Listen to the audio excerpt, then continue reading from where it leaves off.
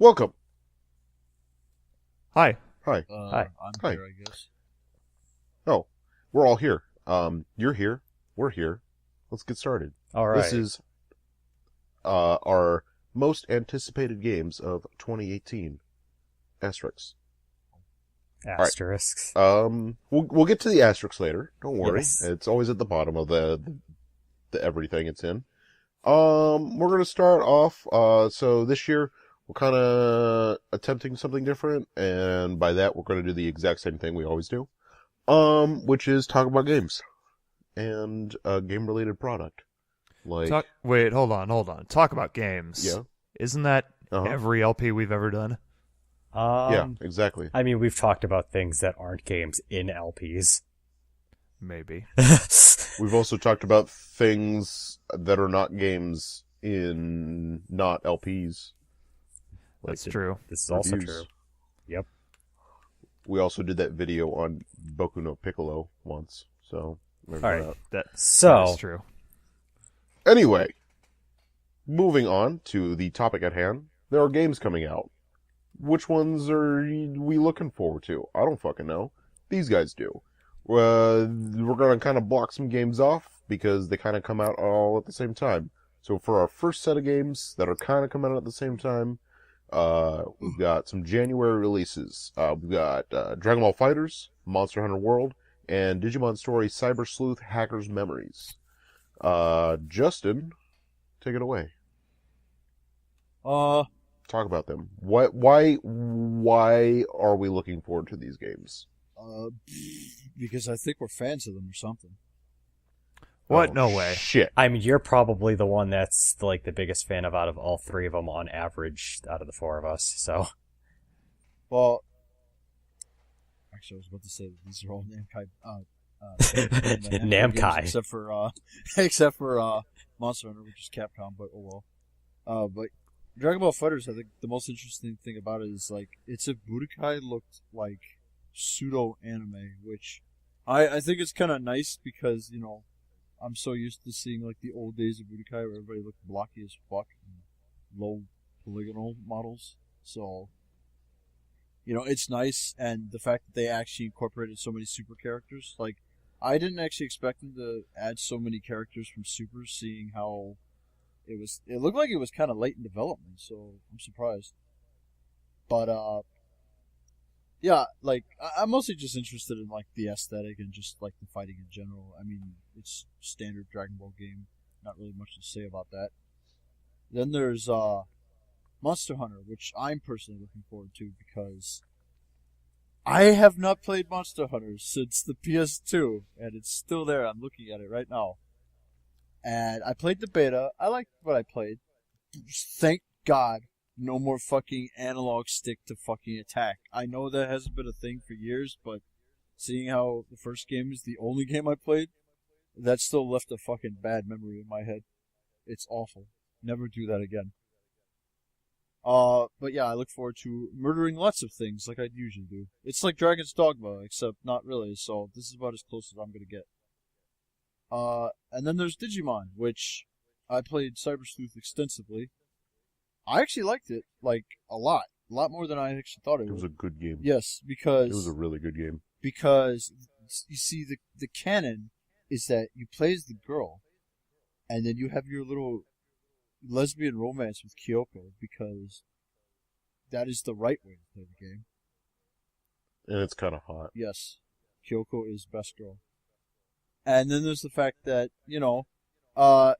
it's an actual dark Digimon game, something I think the fucking series needed, because Digimon Story has been lighthearted for years. And I'm not saying it needs to be dark to be good, but it was such a nice change of pace that it was appreciated. And I just like how, varied the team can be. No more of this fucking, like, that's the one thing I didn't like about the DS games, was that some of the Digimon were like Link exclusive. They had to kind of like trade like Pokemon, and when they killed the fucking internet for the DS, you can't do that anymore, so Digimon are kind of locked out. That's stupid. I don't like that. But, yeah, you don't have to worry about that on the PS4, or, well, Cyber Sleuth. So, yeah, Hacker's Memory is definitely something. I actually had to be reminded of it, funnily enough. But I do look forward to it. I hope it's as good as the original.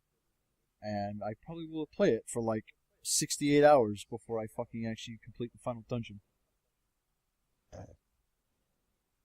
Okay, so for kind of a next block of games, we've got the Shadow of Colossus Remaster, which is coming out here February. We also have Dynasty Warriors 9, Far Cry 5, and Ni no Kuni 2. Both of those latter two are coming out in March. And I forget when Dynasty Warriors is slated for, but I think it's a February release, but... I believe so. Yeah, it's February 13th. Okay, that's what I thought. So we got some sort of February, Marchish titles for the rest of this. I guess I'll start off with Shadow Colossus. I mean, I think all four of us have played the original version in some form, whether it be I have not. PS2. Oh, you have not? I have not. Well, all the people who matter. Yeah, no, just kidding. Well, so, I mean, Shadow of the Colossus is kind of one of those games that I feel like a lot of people, I don't know. It's one of those games that, like, a lot of people should play. I don't know. I don't know how to describe it. Like, the vibe... I'm just happy it's got a remaster, honestly, because it's a game that deserves a remaster. The vibe... Out of I don't know if games. this is accurate, but the vibe I always got from Shadow of the Colossus was that it's like a spectacle game. Like, because it's like a boss rush, because that's like literally the only thing you fight. I mean, but it's like nice to look at, and the bosses are varied enough that, you know, you always gotta adapt to different things, or otherwise you're not gonna have a fun time. This is true. Yeah. No, it is, like, even on the PS2 or the PS3 remake, it's a good-looking game, but it's a PS2 good-looking game. Yeah. You can see its age. Yeah, it's aged.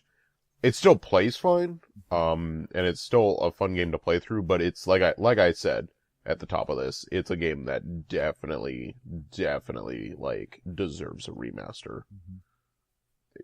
If there's a game out there that deserves a remaster, this is it. I guess Cloud or Justin talk about Dynasty Warriors. I'll talk about Dynasty Warriors 9. So, Dynasty Warriors is getting another new installment, which is good because, I mean, Muso games are just really, you know, fun little games. Nothing too deep about them, but they're just nice to just beat the shit out of tons and tons of enemies. Dynasty Warriors 9, I'm interested in it mostly for the fact that Dynasty Warriors 8, while being on the current gen consoles, didn't really look like a current gen console game, so it was kind of disappointing visually, which Dynasty Warriors games are typically not like the best game visually, but like, you know, you would expect a little bit better out of game that was on Xbox One and PS4. But Dynasty Warriors 9 looks really fantastic, and I mean, you have like your typical, you know, characters and mainstays that Dynasty Warriors is known for, so it looks good. I'm actually probably going to pick it up. Benevolence. It's also going to be open world. Yeah. That's honestly the and strangest thing about it. Actually, like, I can dig it. I think it'll And work. I feel like they're learning a lot from, because they just came off of using like Nintendo IPs, Hyrule Warriors and Fire Emblem Warriors, and I feel like after shaking up the formula a little bit with those, especially after Fire Emblem Warriors, I feel like they're going to actually try to apply some new ideas to the main series Dynasty Warriors. Well, that's another reason why I'm interested in it, because I want to see what they're going to do now that they've moved back to their main series. Well, I definitely noticed that now that they made it open world, I guess just to, you know, make it so that you'd actually want to just run around and shit. They've definitely increased the kind of movement you could do, because, like, I don't remember if you could always dash. I mean, certain characters could dash in midair. I don't know if that's still just, like, for certain characters or if everybody's going to do that. And you can also climb up walls with a grappling hook, which was never a thing before. This is true. But the only thing I worry for is that I'm hearing a lot of people say that the game, just from the gameplay that they've shown, feels a bit like Dynasty Warriors 6. and everybody knows that Dynasty Warriors 6. I don't think it was completely hated, but the one thing that people didn't like about it is that there was too many clone characters. I thought Dynasty Warriors 6 was fine. I think the problem is that performance-wise, it like chugged ass, and the character designs were atrocious. But I think it was fine otherwise. All right. Hey, Jack. Yeah. Hey, me. Far Cry 5's coming out here soon. Oh my god, I'm excited. Maybe. I don't know. Question mark? Yeah. Like I want it to be really good. I really do.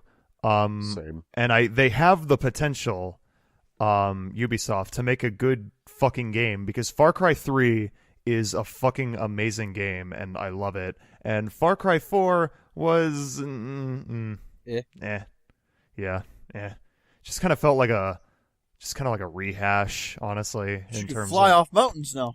in terms of pretty much everything. Please, Ubisoft. But No more falling down 2 feet of fucking like hills and dying. oh god, yeah. But like I dig the premise.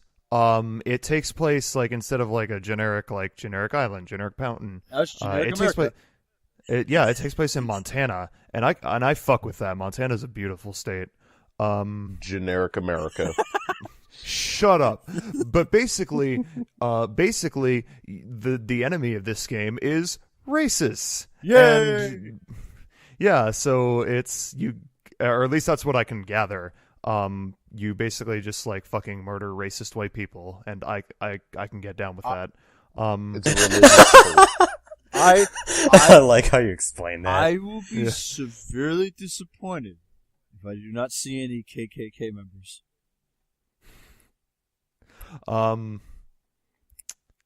Yeah, I don't know. I mean, I hope it's good. That's really all I can say about it, because it's like they've done a really good job with one game, and then they did a not so good job with another one. Huh, sounds like Assassin's Creed. Yeah. I know that Drew Holmes is one of the writers for the game, and he was part of BioShock Infinite. Ooh. Like he was one of the writers for BioShock Infinite. So I hope that they do like there's some interesting stuff in the writing. Sounds cool. Yeah, that's pretty much all I have to say. Landon, you played Ni no Kuni. I did. Want to tell us about Ni no Kuni 2 and how you feel about it? Ni no Kuni 2 is a game that I'm looking forward to. No way. Yeah, actually, way. It is the way. There you go. This Found it. way. This way. And then his opinion goes Anyway, to the mountain. Ni no Kuni 2 takes place a long time after the first one. You take some fucking punk boy with cat ears, and he's ruling a kingdom now. And yeah, it's gonna be another trudge through like the world, catching familiars and making them do battle with each other. Except not like Pokemon, because you are also fighting alongside them. We also have key members from Studio Ghibli returning this time around to do animation and artwork as well as music and sound. So I'm hoping that the high production values from the first game carry over to this game. This has also been a game that's been floating around for a little while. And it's been delayed a couple times already. Pushed back from January of this year to March. And then it was pushed back from like last November, December-ish time to, as well. So I'm hoping that it stays, like the production values and everything stay high. Because the first game was fantastic. It was a fantastic playthrough. So I have that to say about that. My only comment is that it's pretty much the reason why Wind Waker looks so good, because those cel-shaded graphics look amazing. This is true. Okay, for our next slot, I have it dubbed the 3DS Trio, but it's more so the Atlas Trio of 3DS games coming out this year that we know of. So, for those who don't know, Atlas is putting out a port of Radiant Historia, Radiant Historia Perfect Chronology, They're also doing a port of SMT Strange Journey, SMT Strange Journey Redux, and they're bringing a new game, The Alliance Alive, which I believe is a sequel to Lost Legacy, or whatever the game is that was, came out a couple years ago for the 3DS. All three of them obviously are going to be RPGs. Two of them are remakes, but oh well. Gives the 3DS a little bit more life, and I'm definitely looking forward to them all. I don't know about anyone else here, but I just. Well, hey man, I haven't played most of the Shimugamaga games, so. This Shimagamaga game is pretty standalone. I mean, you could pretty much pick up any of the Shimagamaga games and go from there. It's set in the Arctic, and someone's trying to destroy the world. Although that's kind of, that's the plot of any Shimagamaga game. Someone's an asshole, go beat them up. Pretty much. You can decide to beat them up. You can also join them. That's also usually an option. I'm excited for Strange Journey Redux because I never got the chance to play the original, and now I can. I heard Strange Journey is also a good title as well. It is. Okay. Next up on the list is Landons Special, digital space. Runner 3, Space Dave, in quotes, and Kentucky Route Zero, the Switch edition. I don't think I have to say anything about Runner 3 or Space Dave at this point, because they've been on this list for the last 2 million years, since the dawn of GamingStooges' most anticipated games. But we actually have a tentative time frame for Runner 3. It is going to be a Switch console exclusive for at least at launch. And it's got a physical release. So, I know that much. And that just makes me all hot and bothered. Space Dave, don't know what the fuck is going on there. I think the last time we were updated it is technically running on the Switch. So it is confirmed for a Switch title. I don't know about a 3DS release at this point, and it has been confirmed for not coming to the Wii U, which, I mean, at this point is obvious, but, a year ago when it should have been released, could have been released on the Wii U. Don't know about other platforms at this point either. Then Kentucky Route Zero. Landon is a fan of Kentucky Route Zero. He wants the game in portable mode on the Switch. And that is the only reason why he's talking about this game. Alright, is that it for that block? That is it for that block. Alright, we have some more Switch titles. Hey, you shut the fuck up. You will talk when I tell you to talk. Alright, you could say the first game and then I'll talk about the rest. I'm not even going to talk about that game. I'm going to tell you when to talk.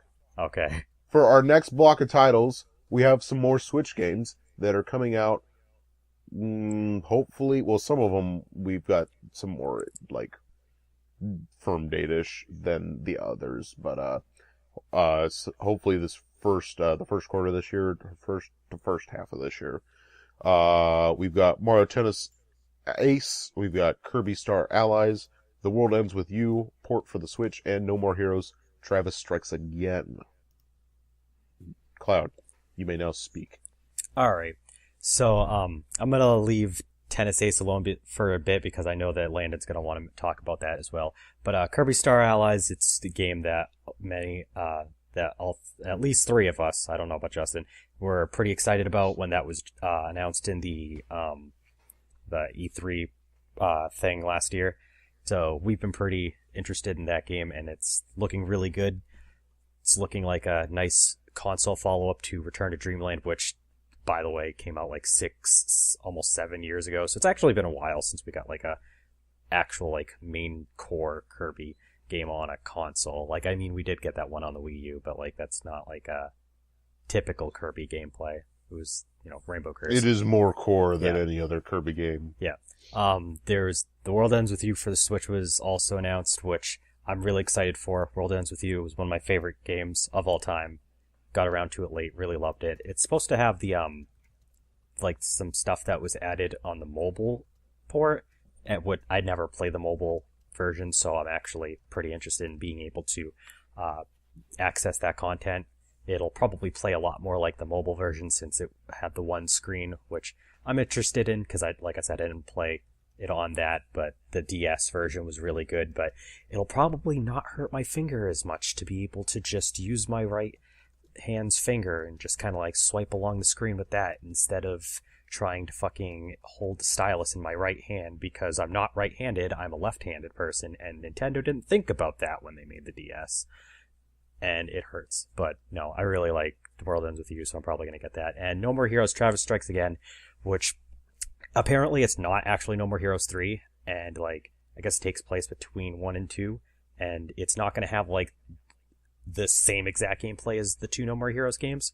It's supposed to like have varied gameplay based on like what different like worlds and consoles and games and stuff that Travis gets sucked into. But it sounds really exciting, and I mean, I love No More Heroes, and Travis Touchdown's a really cool character. I'm sure the writing and the gameplay and everything are going to be pretty solid. Also, because it's a Switch, they'll be able to do like, you know, stuff like what they did with the Wii remote. So, looking forward to that. That's about everything I have to say. But let's get back to Tennis Ace because Landon, I'm pretty sure you want to talk about that one because it looked really good for you. Story mode. Yes. Bosses. Story mode. A tree. Courts, the courts that aren't peach gardens. And they look really good. Shading and lighting and the graphical effects look really nice. Courts that are peach gardens. See, it's like Ultra Smash was just such a huge fucking disappointment because it was obvious that it was just like a quick, easy cash grab. And I don't blame Camelot for that. I think that's more of just a Nintendo being like, we want a Mario Tennis game by Christmas. And they're like, fuck, here you go. And yeah, but this one looks like it has a lot of effort put into it. And like, it looks like it's going to have a lot more content. So I'm excited. The open chord or whatever for the 3DS was super fun. So, I mean, all That you was- do is more of that. Yeah, pretty much. Now with a story mode. I mean, as long as they take, like, the previous, like, minus Ultra Smash, which, I mean, I still got enjoyment out of, because I'm a sucker for these, like, tennis, like, the Mario sports games in general, because, you know, they're silly. And I mean, that's it. I mean, hopefully this one is good, and does well, because if it does good, and is, like, good, then we can see, like, another golf game. I hope And a baseball game. I hope this that this game starts the trend of like Nintendo giving a shit about Mario sports games again, because like ever since fucking God, I don't know. With the exception of like Open Tour, it feels like the last time that a Mario sports game has had like any real effort put into it was like what was it? Super Sluggers for the Wii.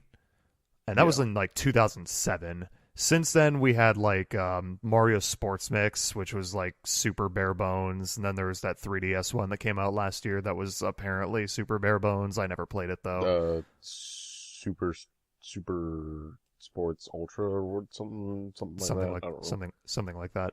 I really just want a new Strikers and a new baseball game, honestly. So, oh my god, Nintendo, I would please. take a new fucking golf, a new fucking Strikers, and a new baseball. Because we haven't had a Strikers game since the fucking Wii, and we've only like had basically the one baseball game. We've had two. Well, there was the one on the GameCube, and then there was the one on the Wii. Oh well, I mean it's been forever since we've had a. I mean, yeah, but both in both entries. Unless you count the fucking 3DS mix one, but no. I pee my pants. Anyway, yeah, let's move on. The next block of games are the big Sony 4 for this year, I would say. We've got Detroit Become Human. Oh, did we miss a game from the previous 4? No, I talked about Star Allies. We talked about the other 3. Twowie, I thought No More Heroes, I and then thought we there- moved back to okay. Tennis Ace. So Okay, that's right. yeah. That's right. Yeah, Never mind. That's what happened. Never mind. Unless you wanted to say something about Kirby. But if not, I mean, I'm excited for Kirby, but Cloud pretty much covered everything, so. yeah, 4-player co-op in another Kirby game looks tight. So we've got the big Sony 4 that Sony's been kicking around for the last 2 years for every E3, just drooling over something, but I really hope actually fucking come out at some point. Detroit Become Human, Days Gone, God of War, and the Spider-Man game that's being made by Insomniac. I don't know who wants to take these, but someone can. Jack? I blacked out. What games are we talking about? Detroit Become Human, Detroit. Days Gone, Oh, God of War, Gaze Spider-Man. Gone. Gaze Done. Gaze Gone. Days done. Gaze Done. Oh my god. I'm done. I am done. Fuck. Okay, Detroit Become Human. It looks interesting. I'm super skeptical about it though, because like, fucking Quantic Dream, is like, you know, kind of back and forth. Cause you know, they had Fahrenheit and that was a good game, and they had Heavy Rain and that was a good game. And then there's Beyond Two Souls and that fucking sucked dick. So it's At this kind of point, like, If it's- Supermassive Games was working on it, I'd be like, okay, let's do it. But yeah. yeah, so it's kind of like, I don't know. I hope it's good. It's kind of like, it's kind of like I hope Far Cry. I hope it's good in the same way that I hope Far Cry 5 is good. But I have my expectations are lower, honestly. Fair. I don't know. Who knows? It could blow me away. I don't fucking know. It could blow you too. But yeah. it's Zynga. Yeah. Just make the story not ass like in Beyond Two Souls, and you know, give you an actual choice and make your choices matter, and not just give you the illusion of choice like in Beyond Two Souls. So yeah, hope that's good. What was the next one? Days Gone. You can talk about. Gaze done. Gaze Done. I was gonna say you could talk about God of War and then have someone else talk. I don't really have a whole lot to say about God of War. I am a fan of the series, and there really has yet to be a God of War game that I disliked. I mean, they're all pretty fucking great. I'm a little skeptical though, because it's the first one in like a while. Like, you know, a game that's like bringing the series back when they had like kind of concluded the fucking anthology of Kratos. But now he's got a son, and he's got a fucking dad beard, and that's cool. It's the Uncharted 4 of God of Wars. Well, I mean, yeah, I guess so. I was going to say that's actually a pretty good comparison, because God of War ended on the PS3 with the third game, and then we're getting a fourth game on the PS4 that continues the series, and Uncharted had, you know, the After PS3 it's titles. already reached its logical conclusion Yeah, as well. yeah. So we'll see. Yeah. So yeah, we'll see about that one. Gaze done. Admittedly, I actually don't know a whole lot about this game. I wasn't the one that Neither put it do on the I. list, so I'll let someone else talk about that. I think that's just Justin. Justin. Yeah. It looks like a slightly more action-oriented and serious Dead Rising to me. Like, just for the sheer amount of zombies that are always on screen, and, you know, just... In all honesty, from the demo it showed, just how fast you can just drop them. Like, it doesn't look like it takes any effort at all to kill them.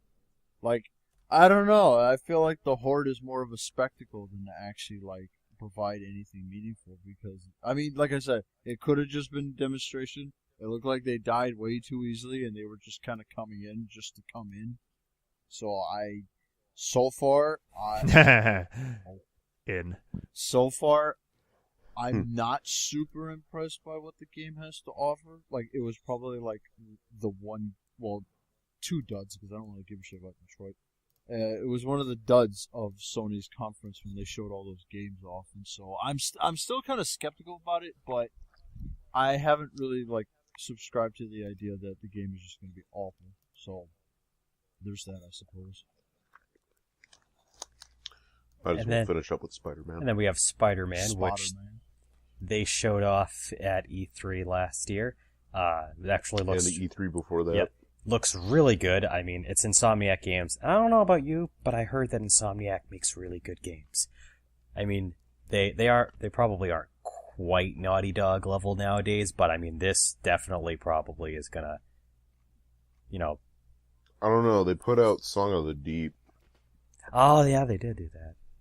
I mean, Insomniac is kind of Take like... that with a grain of salt. Insomniac's like bed buddies with Naughty Dog. I mean, there's been games they've done where they collaborate with Naughty Dog, and you don't actually know about it until you see the credits. No, Naughty Dog and Insomniac are actually childhood friends. I mean, it's true. But yeah, Insomniac has also a way with being able to just be given like a task from Sony to like make this game, because like they didn't originally want to make Spyro, but they did anyway, and making it a really good game. So even if they didn't really care about Spider-Man itself and were just assigned this project, I have no problem believing that they'll make a really good Spider-Man game, which it's been a while, probably arguably since the last time we had a really good Spider-Man game. So I'm actually Shattered Dimension. I'm actually interested in getting this one, to be honest. Okay. So for the next kind of block of games, we're kind of getting Justin! to the end of the list. Justin's got some hitters that he wanted to talk about. We got Yakuza 6 and Ace Combat 7. So Yakuza, for those of you who don't know Yakuza, it's just basically one of Sega's more serious / One of the only series they still care about. No, because I can name a few games that they still have, that they're at least trying to make the effort to pump out. But, it's one of their more serious / silliest games because fucking, I think it was Zero. You could, talk on a fucking hotline, but he answers the phone in, the most dramatic fashion with, fucking slow-mo and everything. And it's like, what the fuck is he doing? But, I've liked Yakuza for a while now. It's just so fucking over the top, but at the same time, it's, got an actual good storyline going along with it. And it's like, what's more amazing than kicking the, literal teeth, kicking their teeth out with your fucking foot, just shoving it in their face, and then 5 minutes later go sing karaoke. I mean, that's amazing. But I pretty much have no doubt in my mind that it's going to be a good game because Yakuza's always been good. So unless Sega's no, we don't care anymore. I don't really think anything is going to happen to the game. So I have my hopes up. Beyond that, there's Ace Combat 7. Probably the only game here that only I like. Well, maybe there's another, but who knows. Anyway, a jet-oriented game. So those of you that don't know how to fly probably won't like it. This is actually the game series that I did learn how to fly because I never played Star Fox and shit. I played Ace Combat or Rogue Squadron. But it's just a series of games with it's a made-up world, and it's just got various conflicts that go on. Sometimes you're playing as the all-around good guys. Sometimes you're playing as guys that are maybe questionably good because there's shit going on in the background. Who knows? But the graphics for this one look amazing. So I definitely have high hopes for Ace Combat 7. I hope it's another good one. I hope it's not like fucking Assault Horizon. Fuck that game. So, yeah. Okay. All right, next block. So next, the next game we'd like to mention is Valkyria Chronicles 4, which is more of a recent announcement. Mm-hmm. And it's going to be, so we're going to pretend that Valkyria Revolution never happened. What is that? All right. I think I just made something up. Is that your fan new fiction rap that or you've been writing? something? Yes. I knew it. Anyway, Valkyria Revolution, or Valkyria There you Revolution. go. Valkyria Chronicles 4 is going to take place during the same window of frame that number 1 and 3 happened, just somewhere else in the cold East mountain area of Siberia or something. I am honestly not displeased by this because honestly, I think because Valkyria Chronicles 2, I think its time frame is basically when the war is just done. I didn't like it as much. They would have to choose like a new, like they'd have to make a new war, and like make it meaningful. But you know they can't do that right yet.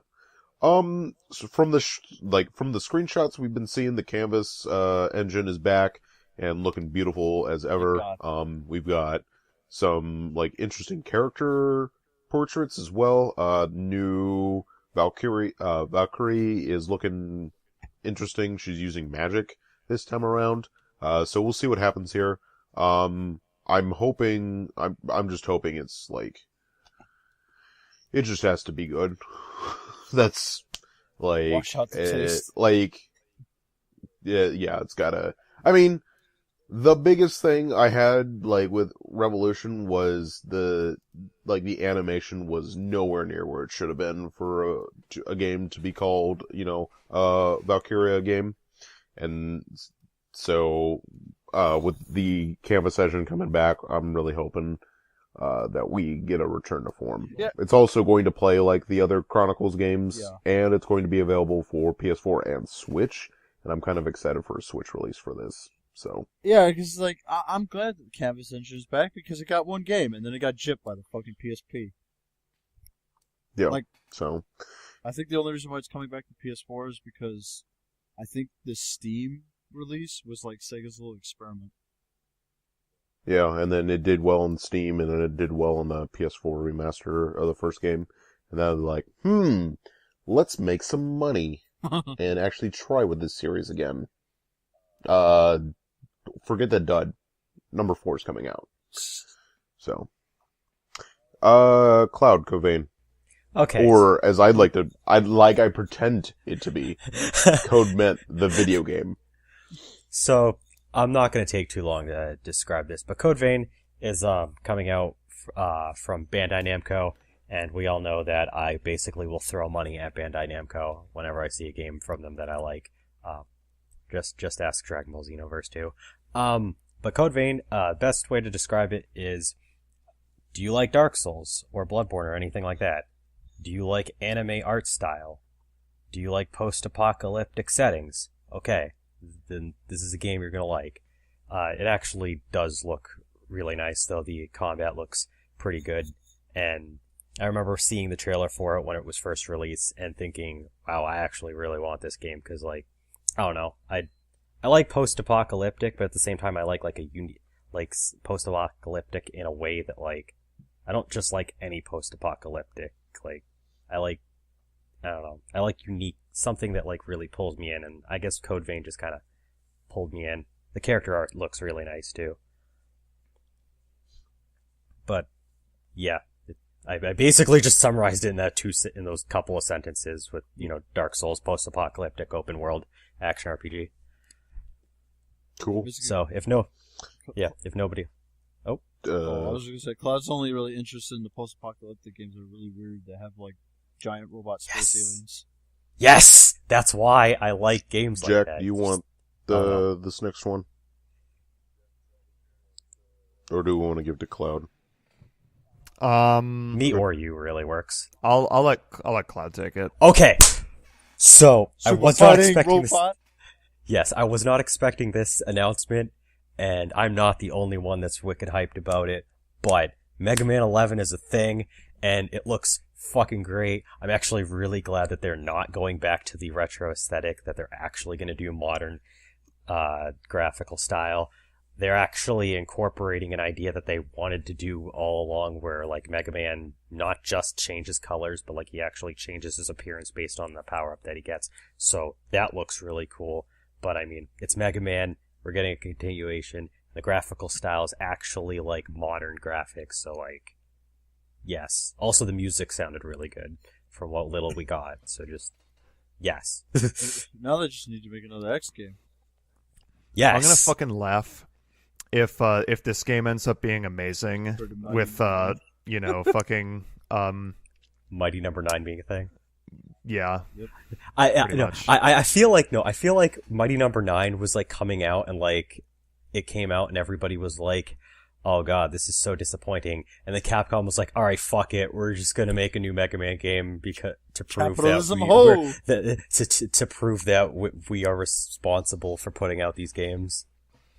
How salty would Inafune be? Oh, so fucking salt. Look at this. We can make the game Saltier than the fries at McDonald's, I assure you.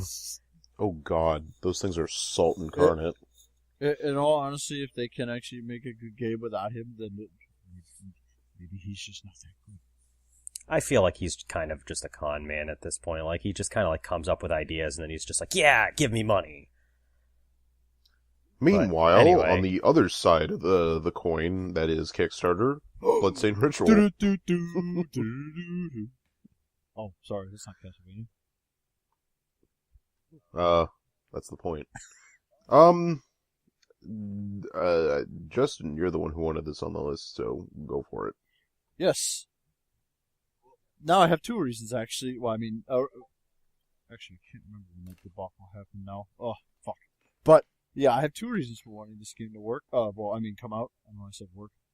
One, I like Castlevania. Like, I still think Symphony of the Night is, like, one of my favorites. But, opinions.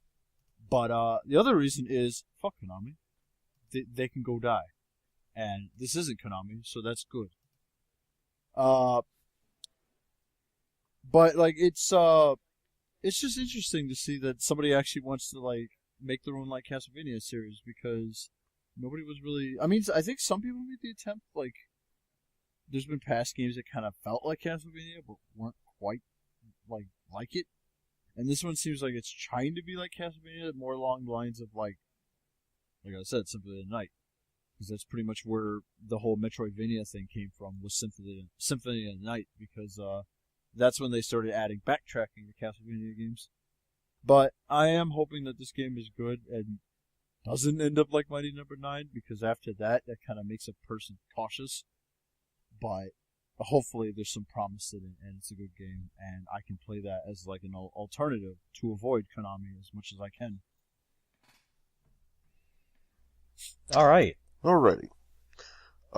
So for this last portion, I'm just gonna nail off a couple games that we had come up with that are possible, like, releases in the future, but not necessarily actually set releases for 2018. We tried to keep this first half of just 2018 releases, hopefully, without any, like, pushbacks or anything.